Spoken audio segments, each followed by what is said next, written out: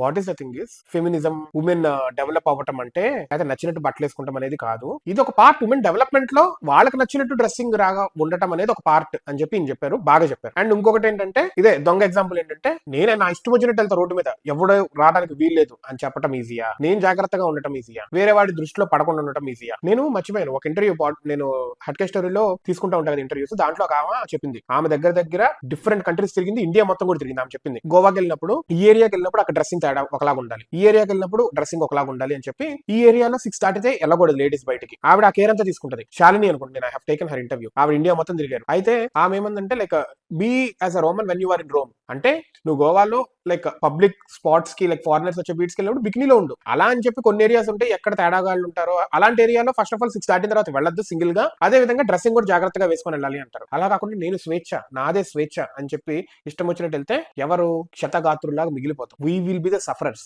మనల్ని నమ్ముకున్న వాళ్ళు సఫర్ అవుతారు, మన పిల్లలు, మన ఇంట్లో వాళ్ళు, మన పేరెంట్స్, సిబ్లింగ్స్ వాళ్ళే సఫర్ అవుతారు ఫైనల్ గా. స్వేచ్ఛ అనే పేరుతో బరి తెగించటం అనే దాన్ని కలపద్దు. Be careful.